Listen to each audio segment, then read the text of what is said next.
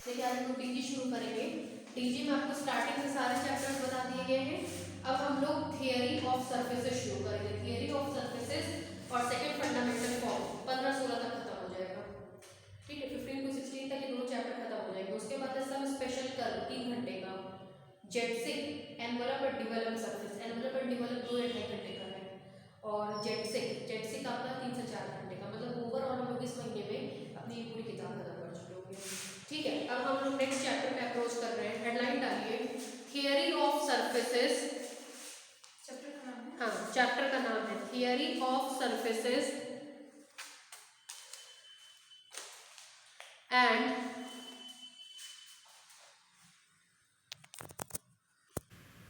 Theory of surfaces and curve on space.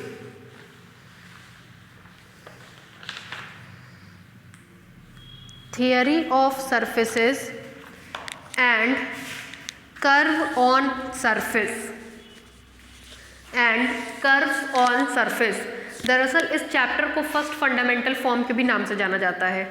ठीक है, आपके दो लगातार चैप्टर हैं, फर्स्ट फंडामेंटल फॉर्म और इसके बाद वाला चैप्टर है सेकंड फंडामेंटल फॉर्म। ठीक, तो अब इसमें हम लोग फर्स्ट फंडामेंटल फॉर्म पढ़ेंगे जो कि बेसिकली आपके वाइवा में खूब पूछा जाता है।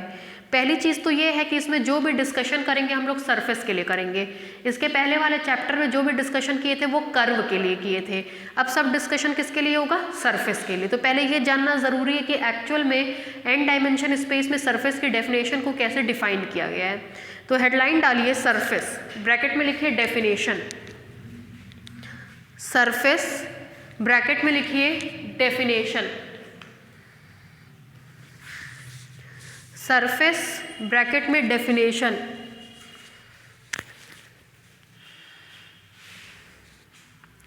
ठीक है, देखिए सबसे पहले सरफेस के लिए हम लोग क्या पढ़ते हैं। सरफेस पढ़ने के लिए सबसे पहले हम, जब भी आपके दिमाग में कभी भी सरफेस आएगी, सरफेस क्या होता है, how can we define a surface, तुरंत अपने दिमाग में रखिएगा कि सबसे पहले हम टू इंडिपेंडेंट पैरामीटर्स डिफाइन करते हैं। क्या डिफाइन करते हैं, टू इंडिपेंडेंट पैरामीटर्स। मतलब टू पैरामीटर है, दोनों एक दूसरे पे डिपेंड नहीं करते हैं, इंडिपेंडेंट है। इसको लिखते हैं U1 U2 से, ये पैरामीटर्स हैं। अब कहीं हम लोग U1 U2 देखेंगे तो इट मीन्स पैरामीटर। ठीक, फिर कहते हैं कि सरफेस उन सारे पॉइंट्स का लोकस है, locus of all those points जिनको इसके फॉर्म में लिखा जाता हो। सरफेस उन सारे पॉइंट्स का लोकस है जिनको पैरामीटर U1 और U2 के फॉर्म में लिखा जाता हो। जैसे कोई पॉइंट हम लोग शुरू से दिन से जानते हैं कि पॉइंट होता है xi, xi का मतलब i is equal to 1 to n, x1 x2 x3। हमने पॉइंट्स ले लिया x1 x2 x3, x1 को भी हम U1 U2 के फॉर्म में लिखें, x2 को भी हम U1 U2 के फॉर्म में लिखें, x3 को भी हम U1 U2 के फॉर्म में लिखें। जब हम इन तीनों का लोकस लेंगे तो जो मिलेगा उसको हम लोग सरफेस कहते हैं। जो मिलेगा उसको हम लोग क्या कहते हैं, सरफेस। मतलब सरफेस उन सारे पॉइंट्स का लोकस होता है जो U1 और U2 के फॉर्म में लिखे जाते हैं। सरफेस उन सारे पॉइंट्स का लोकस होता है जो U1 और U2 के फॉर्म में लिखे जाते हैं। तो कभी भी सरफेस आए तो सर प्लस फेस, सबसे पहले हमको सर प्लस फेस, दो पैरामीटर इंडिपेंडेंट पैरामीटर्स डिफाइन करने हैं U1 और U2। फिर कहेंगे वो सारे के सारे पॉइंट्स जो U1 और U2 के फॉर्म में लिखे जाते हैं, अगर हम उनका लोकस लेते हैं तो जो मिलता है उसको हम लोग क्या कहते हैं, सरफेस कहते हैं।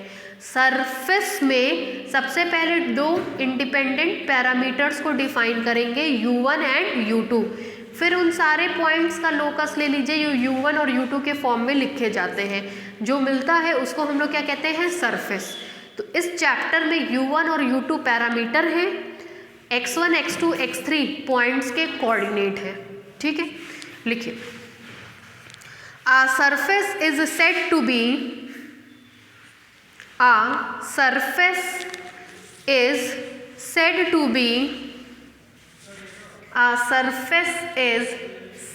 be locus of points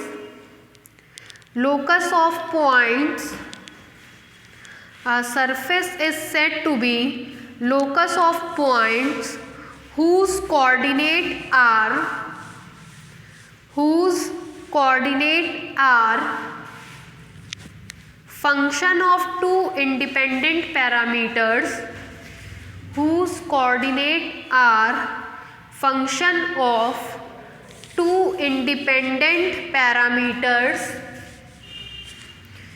u1 comma u2 such that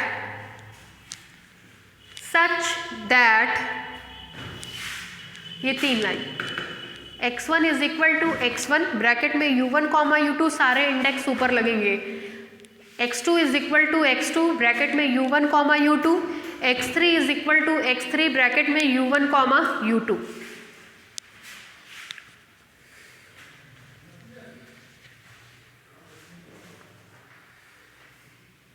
हो गया। That is xi is equal to xi u alpha, जहाँ i का मतलब होता है 1 2 3 और अल्फा का मतलब होता है 1 और 2। लिख लीजिए, इसको ब्रैकेट में पैक कर दीजिएगा नीचे वाले को।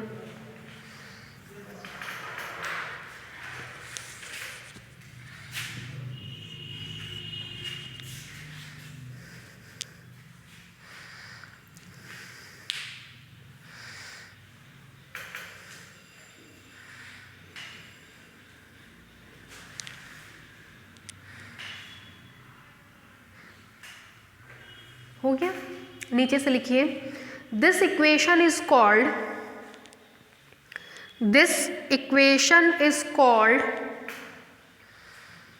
Parametric equation of the surface.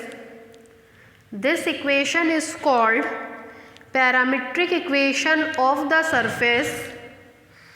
Parametric equation of the surface, full stop. The parameter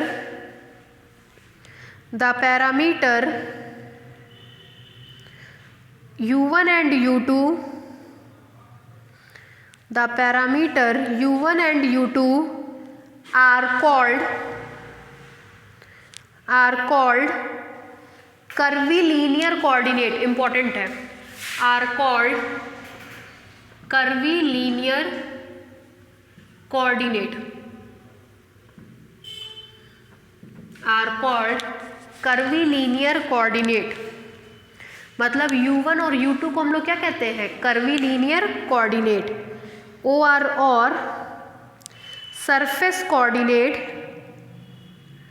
OR और surface coordinate of the current point of the surface, of the current point of the surface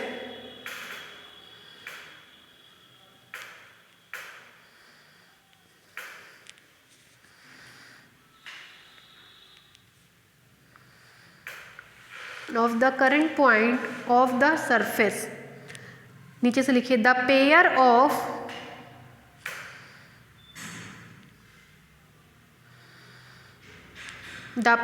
of parameters u1 and u2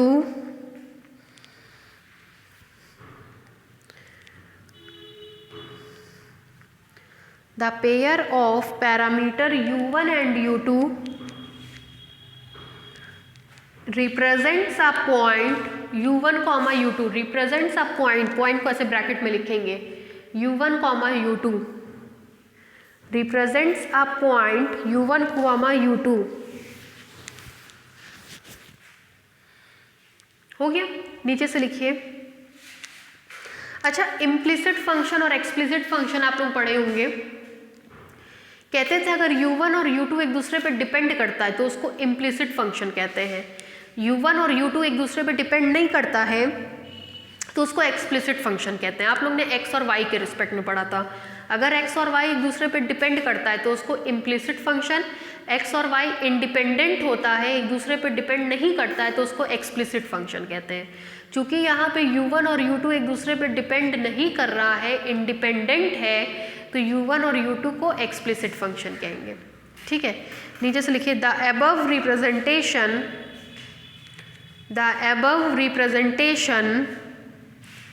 of surface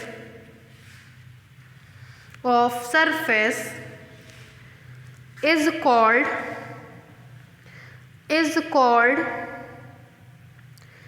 explicit representation of surface, is called explicit representation of the surface, is called explicit representation of the surface। ठीक है, अब headline डालिए first fundamental metric और first fundamental form. First fundamental metric और first fundamental form लगा लीजिए, very very very most important. जब तक आप मैथमेटिक्स से जुड़े हैं तब तक हर कंपटीशन में, हर वाइवा में, हर एक जगह आपसे ये फॉर्म पूछा जाता है, first fundamental form. First fundamental metric और फर्स्ट फंडामेंटल फॉर्म बहुत इम्पॉर्टेंट है। ये हर जगह आपसे ये चीज़ पूछी जाती है कि फर्स्ट फंडामेंटल फॉर्म क्या होता है, लिख करके दिखाओ, ये क्या है, ये क्या है, ये क्या है। उसमें आपसे अलग अलग लोग तरह से अलग अलग चीज़ें पूछी जाती हैं। ठीक है, फर्स्ट फंडामेंटल मैट्रिक और फर्स्ट फंडामेंटल फॉर्म। डीजी चल रहा है अभिषेक, डीजी चल रहा है, और एक पेज छोड़ करके तब लिखिएगा। फर्स्ट फंडामेंटल मैट्रिक और फर्स्ट फंडामेंटल फॉर्म। अच्छा, एक बात तो समझ में आ गई कि सरफेस का इक्वेशन हमको समझ में आ गया। जैसे कर्व का इक्वेशन हम लिखते थे तो लिखते थे xi is equal to xi t या xi is equal to xi s। ये किसका इक्वेशन था? कर्व का। अब सरफेस का इक्वेशन होता है xi is equal to xi u alpha.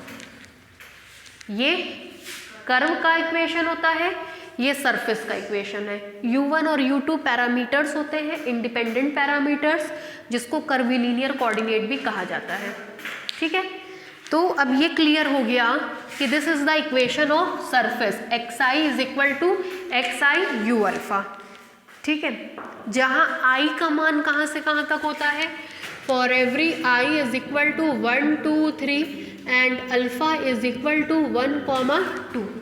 लिखिए, let the equation of surface is,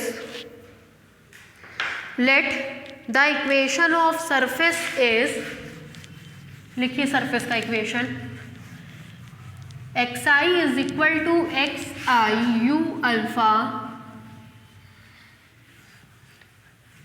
for every alpha is equal to for every i is equal to 1, 2, 3 and alpha is equal to 1, 2। ठीक है, अब देखिए यहाँ पे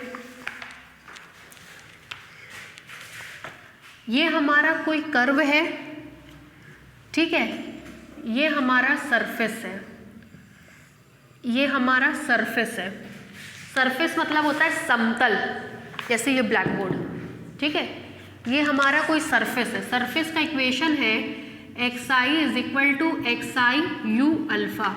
हमने इसके ऊपर कोई कर्व ले लिया है C, इस पे 2 पॉइंट्स ले रहे हैं, एक पॉइंट P ले रहे हैं, एक पॉइंट Q ले रहे हैं।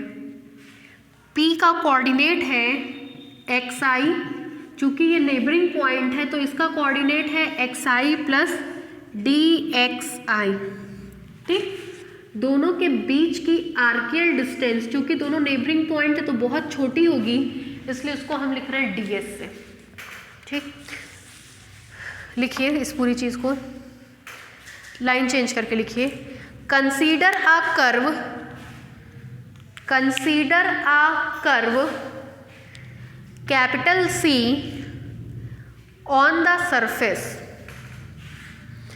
Consider a curve capital c on the surface, full stop.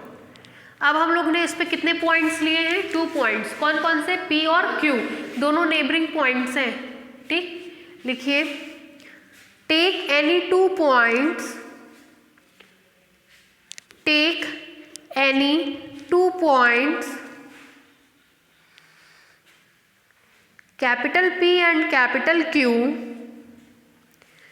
Take any 2 points capital P and capital Q on the curve whose coordinates are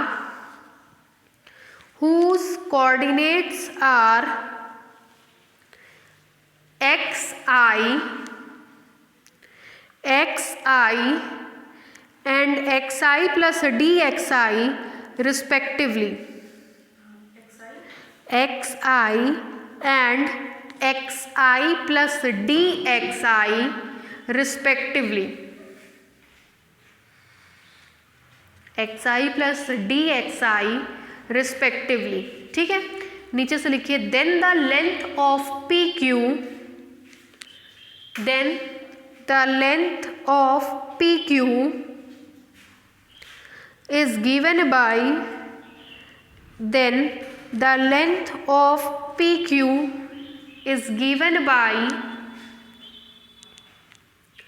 आप लोगों ने आर्क लेंथ निकालना सीखा था, कहते थे ds square is equal to dxi into dxi। कुछ याद आ रहा है? पीछे चैप्टर में ही पढ़ाया था। ठीक है, इसको लिख लीजिए, मान लीजिए इक्वेशन नंबर 1।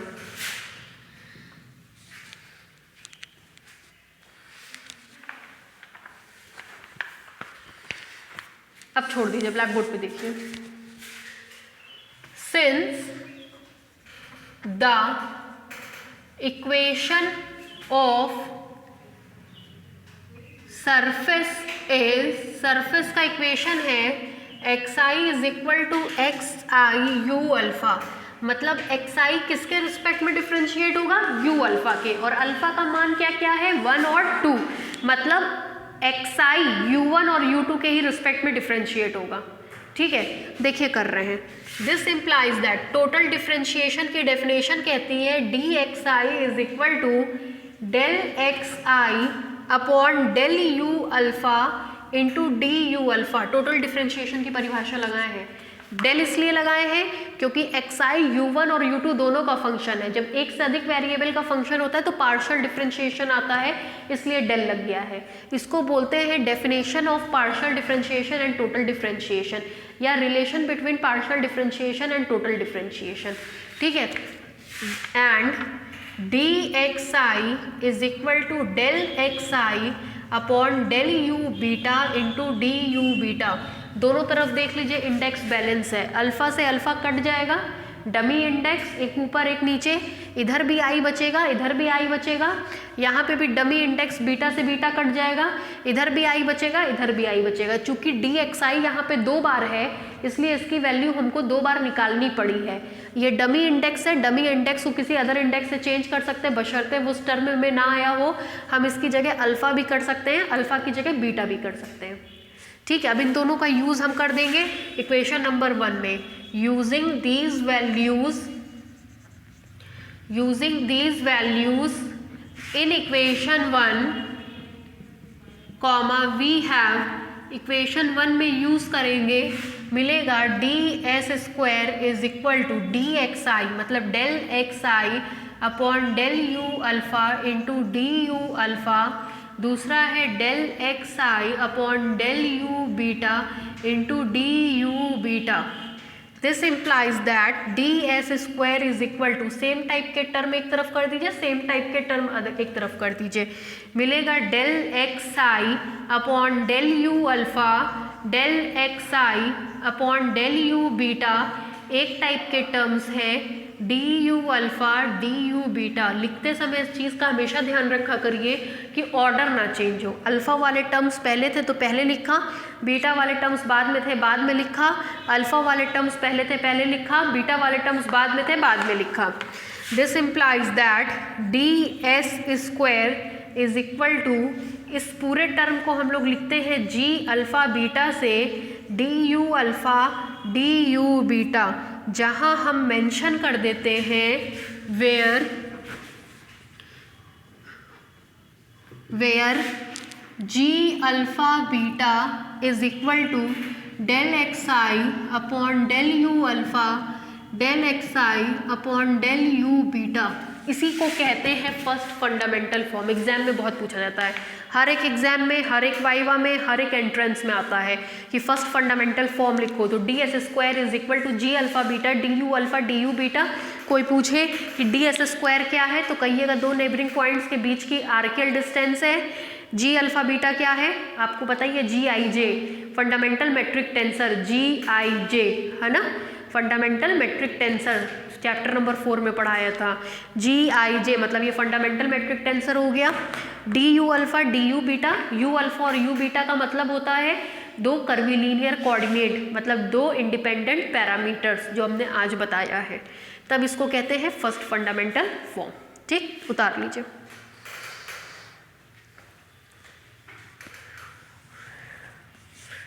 आज 7th है ना, ये चैप्टर हमने पिछले साल जो है 8 तारीख को पढ़ाया था, 8 जनवरी 2020।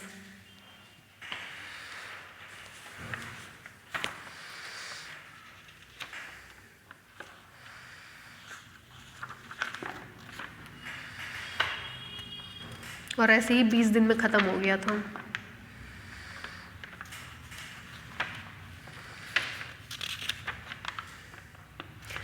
बिल्कुल एकदम बराबर चल रहे हैं पिछले साल का कोर्स और इस साल का कोर्स। अब बस ये ख़त्म हो जाएगा आपका।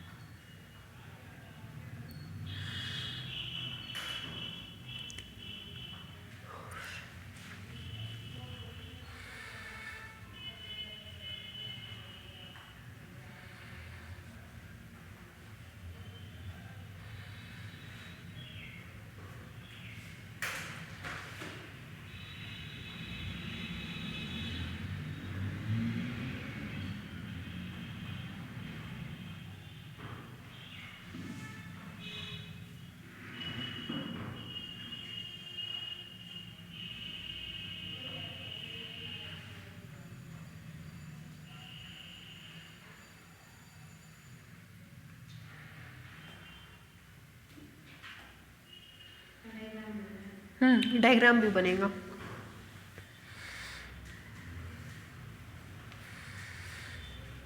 अब ये पूरा फरवरी आपको यही डीजी ही लाना है। हम जब भी पढ़ाएंगे तो फरवरी में डीजी ही पढ़ाएंगे, उसके बाद ही हम फिर देखेंगे कितना कोर्स क्या बाकी है, कैसे क्या बाइंड अप करना है। उम्मीद हमको यही है कि फेब में ये पूरा ख़त्म हो जाएगा।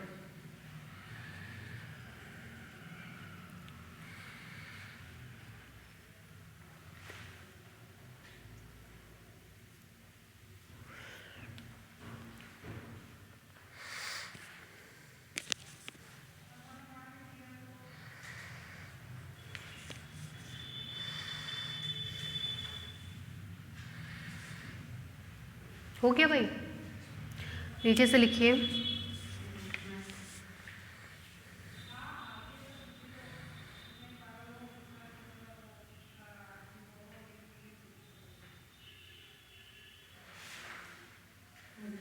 नीचे से लिखिए this is called first fundamental metric, this is called first fundamental metric और first fundamental form, this is called first fundamental metric और फर्स्ट फंडामेंटल फॉर्म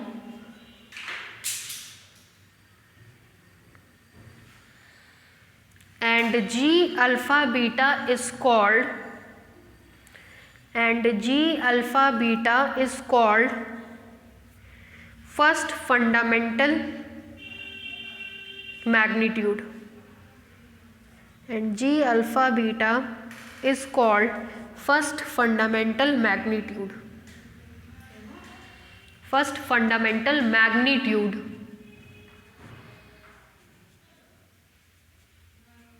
हो गया। नेक्स्ट हेडलाइन डालिए पैरामीट्रिक कर्व, इंपॉर्टेंट लगाइए, ये भी वाइवा में पूछते हैं। Parametric curve, parametric curve. देखिए पैरामीट्रिक कर्व का क्या मतलब है। पैरामीट्रिक कर्व का क्या मतलब है। पैरामीटर हमने बताया U1 और U2 पैरामीटर्स होते हैं, मतलब इसी पैरामीटर में हम कुछ छेड़छाड़ करेंगे तो जो कर्व मिलेगा उसको हम लोग क्या बोलेंगे, पैरामीट्रिक कर्व। पैरामीटर में छेड़छाड़ करने से या चेंजेस करने से जो कर्व मिलता है उसको हम लोग क्या बोलते हैं, पैरामीट्रिक कर्व। जैसे किसी भी सरफेस का इक्वेशन होता है xi is equal to xi u alpha, जिसको हम लोग लिख सकते हैं xi is equal to xi u alpha. Alpha का मतलब होता है 1 और 2, ठीक है, अभी लिखिएगा मत, बस सुनते चलिए। U1 और U2, U1 और U2 ही आपके क्या कहलाते हैं, पैरामीटर। एक बार हम क्या करेंगे, put U1 is equal to C1 constant. एक बार हमने U1 को कांस्टेंट कर दिया तो मिलेगा xi is equal to xi C1 U2, ठीक। और एक बार हमने U2 को कांस्टेंट कर दिया, U2 is equal to C2 constant, तो हमको मिलेगा this implies xi is equal to xi U1 C2। इसी को बोलते हैं पैरामीट्रिक कर्व। बारी बारी से हमने पैरामीटर्स को क्या कर दिया, कांस्टेंट कर दिया, तो उसको क्या कहेंगे, पैरामीट्रिक कर्व। डायग्राम देखिए, मान लीजिए इसके लिए ये U1 इस वाले डायग्राम में पहला वाला कांस्टेंट है, दूसरा वाला बदल रहा है, तो पहला वाला कांस्टेंट है तो ये रहा,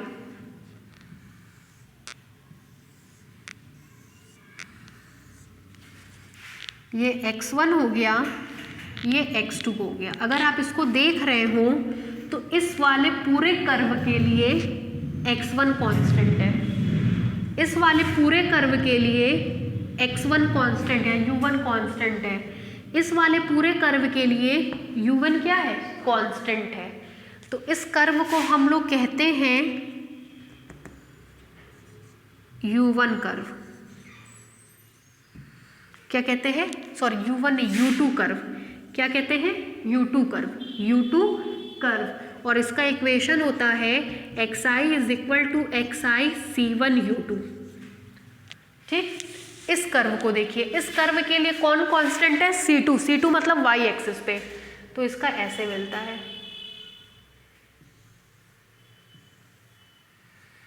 ये x1 हो गया, ये क्या हो गया, x2 हो गया। इसको हम लोग कहते हैं U1 कर्व। क्या कहते हैं, U1 कर्व। इसका इक्वेशन होता है xi is equal to xi U1 C2, ठीक है। बहुत इंपॉर्टेंट है, मतलब ये चैप्टर्स आपके जितना एग्जामिनेशन में एज सच इम्पॉर्टेंट नहीं, उतना वाइवा पॉइंट ऑफ व्यू से इम्पॉर्टेंट है।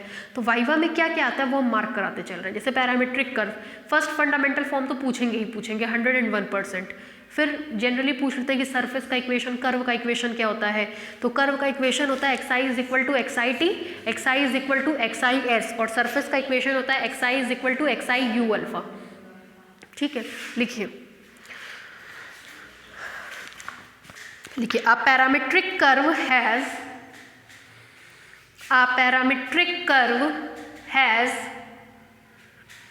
A parametric curve has special importance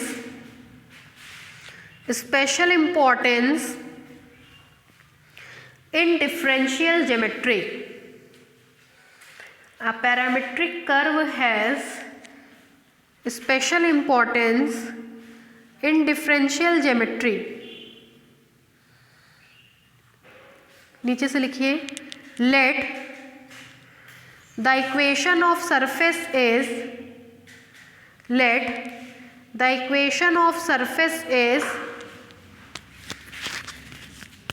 नीचे से लिखिए हाँ सर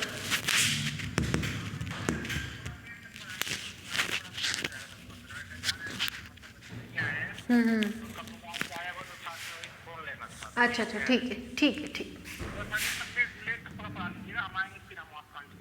है सर ठीक। ये दोनों लिखिए xi is equal to xi u alpha, नीचे से this implies xi is equal to xi u1 comma u2। Put ये देन ये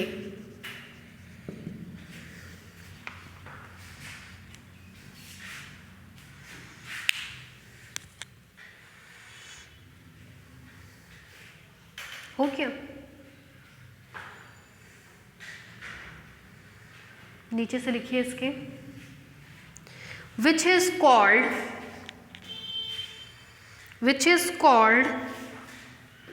U2 curve, which is called U2 curve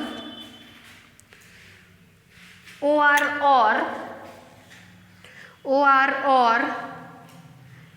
parametric curve U1 is equal to C1 or parametric curve U1 is equal to C1 or parametric curve U1 is equal to C1।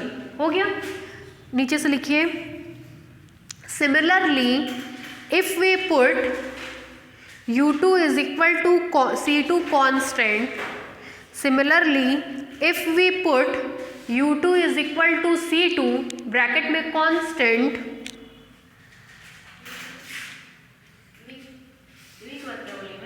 हाँ we put U2 is equal to C2 bracket में constant, हो गया।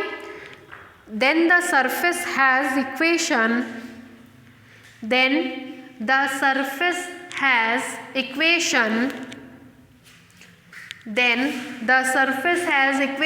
ये लिखिए xi is equal to xi u1 comma c2, xi is equal to xi u1 comma c2 which is called U1 curve,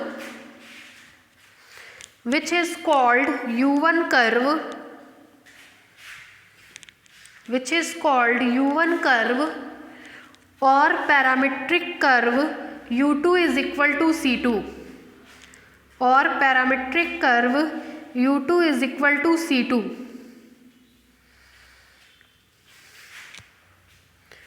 और parametric curve U2 is equal to C2। Diagram बना लीजिए दोनों।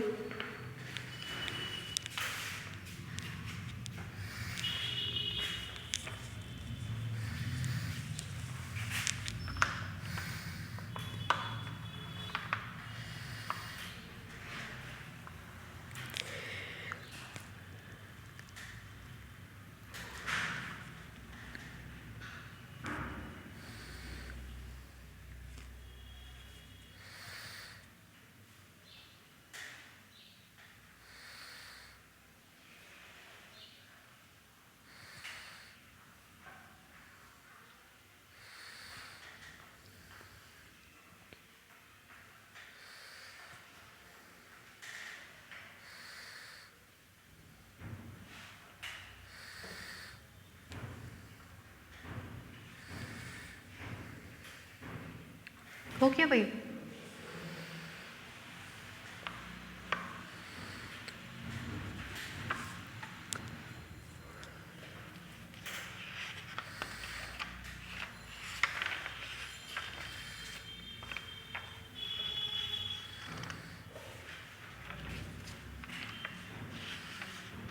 हो गया। नेक्स्ट हेडलाइन डालिए equation of tangent plane.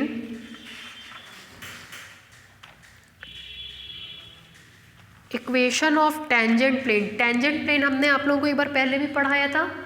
Tangent plane का equation निकलवाए थे टेंजेंट प्लेन का कि टेंजेंट का निकलवाए थे? टेंजेंट का निकलवाए थे, टेंजेंट प्लेन का नहीं निकलवाए थे। टेंजेंट का निकलवाया था xi is equal to xi plus lambda ti। Tangent का इक्वेशन था, टेंजेंट प्लेन का नहीं था। ठीक है, तो अब हम लोग यहाँ पे टेंजेंट के प्लेन का इक्वेशन पढ़ेंगे। ऐसा प्लेन जो किसी कर्व के सारे टेंजेंट्स को खुद में रखता हो, उस प्लेन को हम लोग टेंजेंट प्लेन कहते हैं। A plane which consist of all the tangents of a given curve on a given surface is called tangent plane. ठीक है, तो इसका कोर्स में आपके केवल इक्वेशन का डेरिवेशन नहीं है, केवल इक्वेशन का फॉर्मूला। देखिए इस चैप्टर से वाइवा में ये थियरी आती है जो हमने आज लिखवा दी अभी आप लोगों को, और केवल न्यूमेरिकल प्रॉब्लम है। न्यूमेरिकल प्रॉब्लम ही एग्जाम में एक एक अटैच करके आता है, तो मुश्किल से 5-6 न्यूमेरिकल प्रॉब्लम है, चैप्टर खत्म हो जाएगा। खूब लंबे लंबे न्यूमेरिकल प्रॉब्लम है, तो उसमें बस आपको एक बार समझने की देरी कि कैसे होता है। जैसे आपसे कहेगा जी अल्फ़ा बीटा निकालो, तो जी अल्फ़ा बीटा आपको पता होना चाहिए कैसे निकलेगा। तो न्यूमेरिकल प्रॉब्लम्स केवल इस चैप्टर में है। ठीक है, तो हम आपको आज अभी शुरू कर देंगे न्यूमेरिकल प्रॉब्लम। एक टाइम रहा जिस हिसाब से, तो 1 3 4 हम कराते हैं, 1-2 होमवर्क देते हैं, चैप्टर कंप्लीट हो जाता है। इसीलिए हमने कहा ना ये चैप्टर आपका 10 या 11 तारीख तक अप्रॉक्स ख़त्म हो जाएगा, ज़्यादा टाइम नहीं लेगा। ठीक है, अब आपको बस ये समझ लीजिए केवल सॉलिड चीज़ें पढ़नी है। पढ़ो, नंबर गेन करो। सबसे आसान चैप्टर सब आप पढ़ रहे हैं, सबसे आसान, सबसे छोटे, नंबर गेनिंग, क्योंकि सेक्शन भी तो अटैम्प्ट करना ही करना है। सेक्शन बी में अभी तक एक ही चैप्टर पढ़ा है, कर्व इन स्पेस, सबसे बड़ा चैप्टर। तो ये सब तो पढ़ना आपकी मजबूरी है, क्योंकि कर्व इन स्पेस के क्वेश्चन इन्हीं सब के साथ अटैच होकर के आते हैं। ठीक है, चलिए लिखिए, केवल फॉर्मूला है, फॉर्मूला हम लिखवा दे रहे हैं। इक्वेशन ऑफ टेंजेंट प्लेन में let xi is equal to xi u alpha, let xi is equal to xi u alpha, ये लिख लीजिए पूरा आगे। For every i is equal to 1, 2, 3 and alpha is equal to 1, 2। be the equation of surface, be the equation of surface, then the equation of tangent plane, then the equation of tangent plane at any point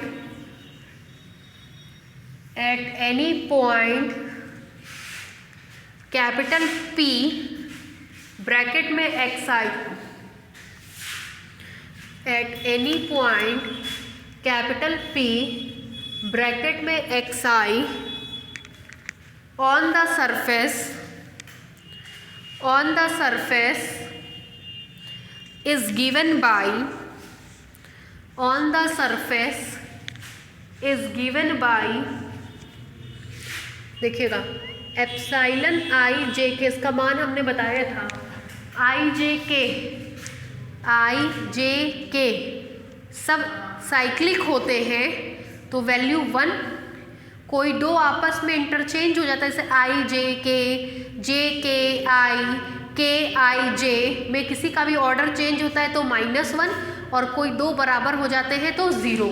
ठीक है, तो epsilon i j k xi minus xi del X J upon del u1 del X K upon del u2 is equal to 0। इसी को अगर determinant form में लिखते हैं तो OR और डिटर्मिनेंट देखिए x1 minus x1, x2 minus x2, x3 minus x3, इसको लिखेंगे तो आपको मिलेगा del x1 upon del u1 del x2 upon del u2 del x3 upon डेल1 के टर्म्स है del u1।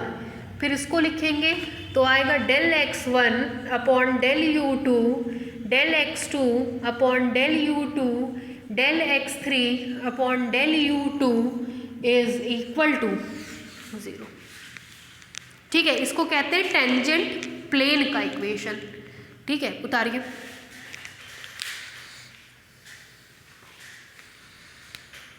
Is given by epsilon आई जे के से उतारिएगा। अब हम एप्साइलन आई जे के का मान कहीं लिखवा नहीं रहे हैं, एक ही 2 बार लिखवाए थे और फिर कहता अब आगे हम लिखवाएंगे नहीं कि एप्साइलन आई जे की वैल्यू 3 वैल्यू होती है, 1 -1 और 0।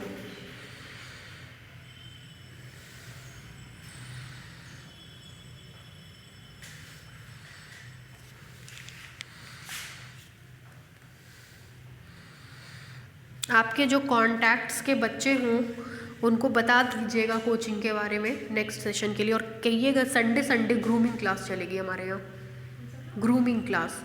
उसमें क्या होगा कि बाहर से टीचर आएंगे, स्पेशल क्लास लेंगे, तो उस केवल और केवल संडे को, हफ्ते में 6 दिन पढ़ाई होगी, संडे को ग्रूमिंग क्लास होगा। जैसे बीएससी फर्स्ट ईयर का आज ग्रूमिंग है, तो सेकेंड ईयर का आज रिप्रेजेंटेटिव क्लास होगा, और थर्ड ईयर का एक स्पेशल क्लास होगी।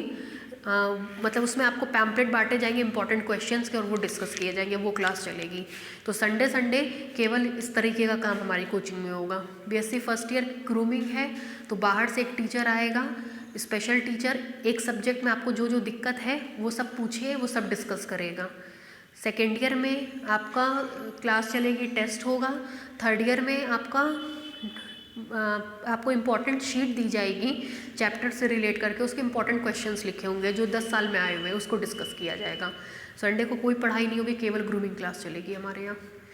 ठीक है, फिर अगले हफ्ते उसके बाहर से एक फैकल्टी आएगी, वो डिस्कस करेगी सेकेंड ईयर के लिए, फर्स्ट ईयर का एग्ज़ाम होगा और थर्ड ईयर का, मतलब ऐसे इंटरचेंज करके 1 महीने में हर संडे ग्रूमिंग क्लास के लिए होगा। संडे हाँ बायो है, ग्रूमिंग क्लास चलेगी। उससे बच्चों को ये फ़ायदा होगा कि हर एक चैप्टर उनके टच में होगा, जो उनको दिक्कत होगी उनकी दिक्कत संडे क्लियर हो जाया करेगी, और उनको ये पता चलेगा कि इस चैप्टर में कौन से इंपॉर्टेंट टॉपिक है, कौन सी चीज़ों को हमको फोकस करना है। ठीक है, तो वो मतलब आपके लिए बहुत इंपॉर्टेंट क्लासेस रहेंगी। हो गया भाई? नेक्स्ट हेडलाइन डालिए, equation of normal.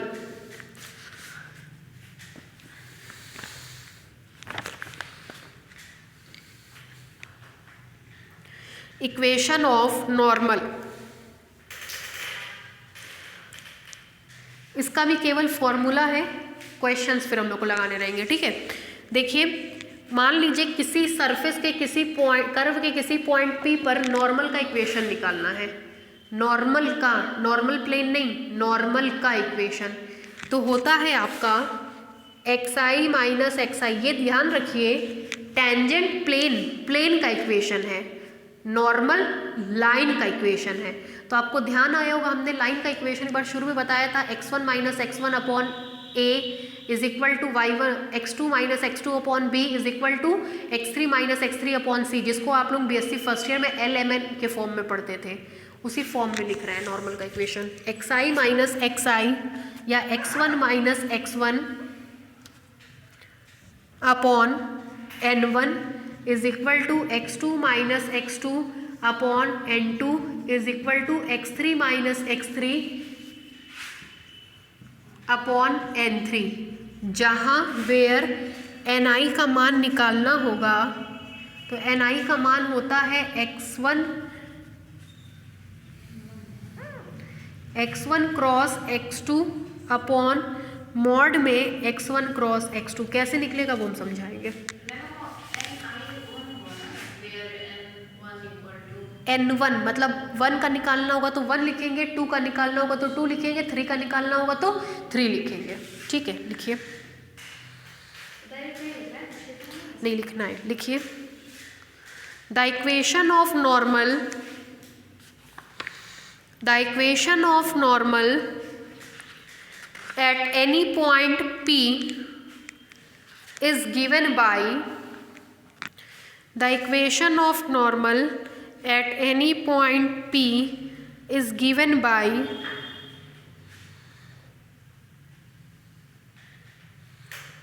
उतारिए X I minus X I से।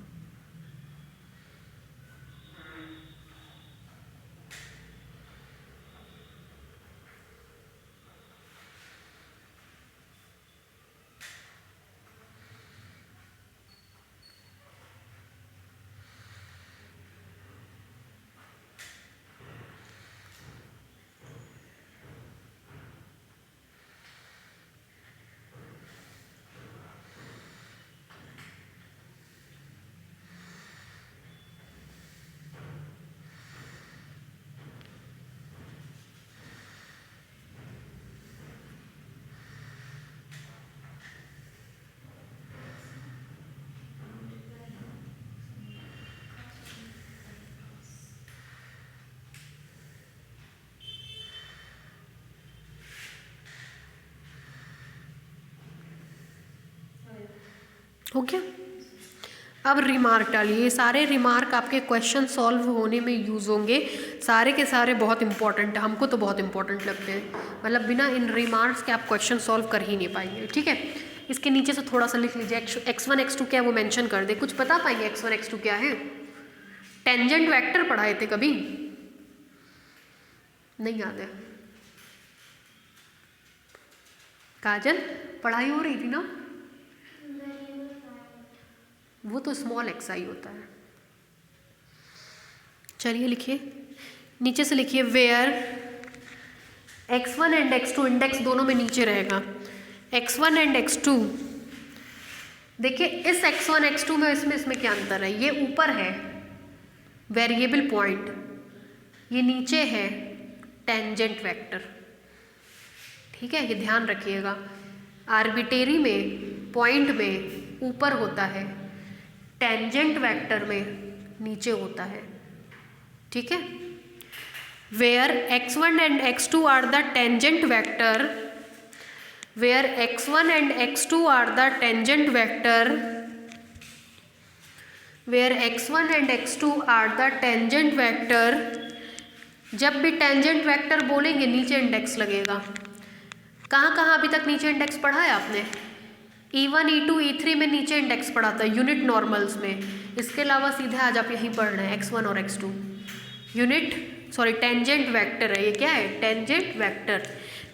Where x1 and x2 are the tangent vector and ni ऊपर, and ni is the unit normal to the surface, and ni is the unit normal to the surface, and ni is the unit normal to the surface। ठीक, E1 E2 E3 में नीचे index, x1 x2 में नीचे index. नीचे आने का मतलब है नॉर्मल वेक्टर, टेंजेंट वेक्टर। ठीक है, अब डालिए रिमार्क। सारे रिमार्क बहुत इंपॉर्टेंट हैं क्वेश्चन सॉल्व करने के लिए, ये आपके फॉर्मूले बताते हैं। रिमार्क पहला, x1 इज इक्वल टू, देखिए देख लीजिए फिर लिखिएगा, x1 इज इक्वल टू, नीचे इंडेक्स है टेंजेंट वेक्टर। टेंजेंट वेक्टर कैसे निकालेंगे वो बताने चल रहे हैं। Del x i upon del u alpha, जहाँ आई का मतलब होता है 1 2 3 एंड अल्फा का मतलब होता है 1 2। ठीक है, this implies that x1 is equal to I का मान क्या क्या रखेंगे? 1 2 3 del x1 upon del you 1 comma del x2 upon del u1 del x3 upon del u1, ये मतलब होता है। ठीक, दूसरा देखिए, g अल्फा बीटा का मान आपने कहा था del x i upon del u alpha del x i upon del u beta, याद है फर्स्ट फंडामेंटल फॉर्म हेडलाइन के अंदर। ठीक, दिस इम्प्लाइज दैट G1 1 का मान होगा del x i upon del you 1 del x i upon del u one, del x i upon del u one.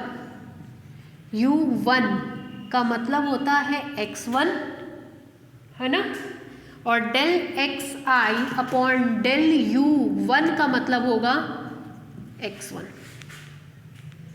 ठीक, G12 is equal to del x i upon del u one, del x i upon del u to.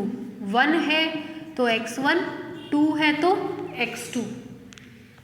G22 का मतलब del x i upon del u two, del x i upon del u two का मतलब x2 x2। ठीक, अब आप जानते हैं since शुरू दिन से आप पढ़ते आए हैं G is equal to mod में G11, G12, G21, G22। क्यों भाई, पढ़े है ना। तो इसका मान होता है, this implies that G is equal to, multiply करिए G11 G22 माइनस G12 का होल स्क्वायर, क्योंकि ये सिमेट्रिक होता है। ठीक, जहाँ हम कह सकते हैं where G is equal to, आपको ध्यान आ रहा होगा हमने लिखवाया था mod of G I j, है ना। G is equal to mod of G I J, यहाँ पे क्या लिखे हैं G अल्फा बीटा। ठीक है, तीसरा रिमार्क, अगर x1 और x2 के बीच का एंगल थीटा है तो आप फॉर्मूला जानते हैं cos theta is equal to x1 dot x2 upon mod में x1 x2। क्यों अभिषेक, ठीक है। a dot b is equal to mod of a mod of b cos theta, dot product से तो आपको मिल जाएगा, this implies that cos theta is equal to x1 dot x2 की जगह, x1 डॉट x2 की जगह G12 अपॉन x1 की जगह, ये x1 का स्क्वायर होगा, है ना अभिषेक। तो x1 का मान आएगा तो अंडर रूट G11, x2 का मान आएगा तो अंडर रूट G22।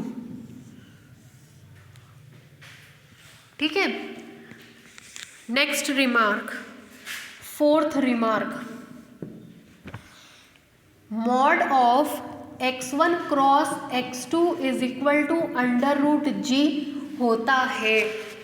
मतलब x1 और x2 का क्रॉस प्रोडक्ट लेंगे तो हमको अंडर रूट में g मिलेगा। ठीक, फिफ्थ रिमार्क, ni का मान निकाल रहे हैं। ni का मान आपने यहाँ पे कहा था ni is equal to x1 cross x2 upon mod में x1 cross x2। This implies that ni is equal to x1 cross x2 mod में लिख सकते हैं अंडर रूट g। ठीक है, लिखिए, पहला लिखिए, पहला रिमार्क, दूसरा रिमार्क बिल्कुल ऐसा सच उतार लीजिए, तीसरे में रुक जाइएगा।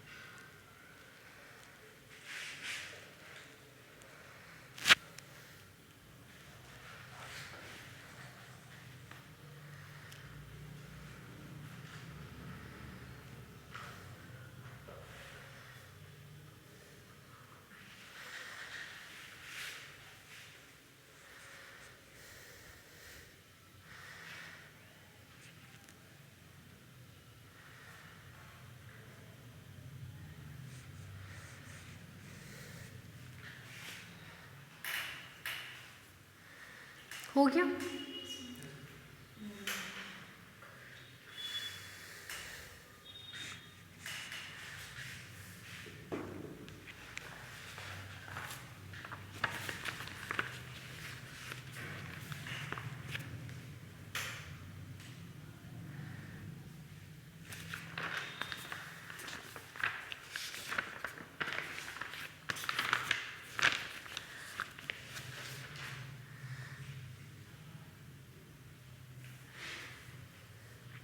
थर्ड पॉइंट लिखने से पहले थीटा को मेंशन कर देंगे कि एक्चुअली में थीटा क्या है। थीटा आपको बताया गया x1 और x2 के बीच का एंगल है, मतलब दो टेंजेंट वेक्टर्स के बीच का एंगल थीटा है। ठीक, थर्ड में लिखिए the vector x1 and x2, index नीचे होगा, the vector x1 and x2 are tangential to the parametric curve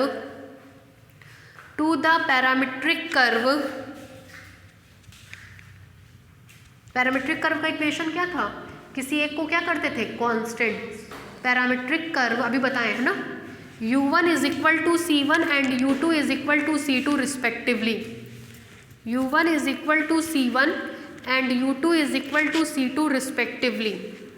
index सब में ऊपर, u1 is equal to c1 and u2 is equal to c2 respectively. हो गया।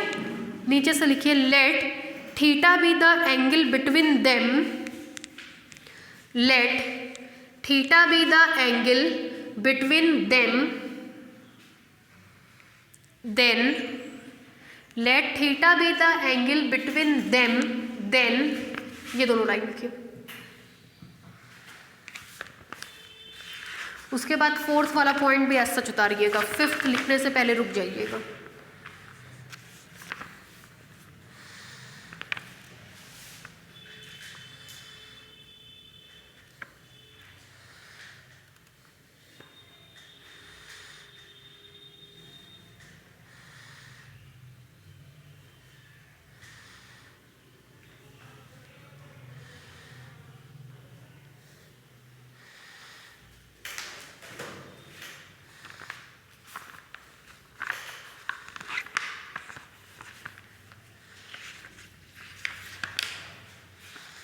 हो गया, आप लोग का हो गया भाई। लास्ट पॉइंट, फिफ्थ पॉइंट के लिए लिखिए the unit normal vector n i, the unit normal vector n i to the surface is given by the unit normal vector ni to the surface is given by, उतार लीजिए fifth point.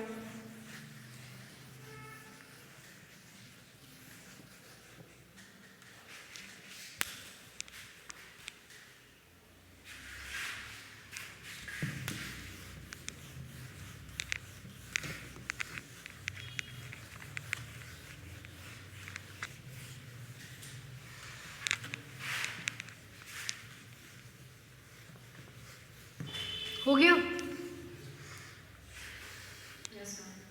Question.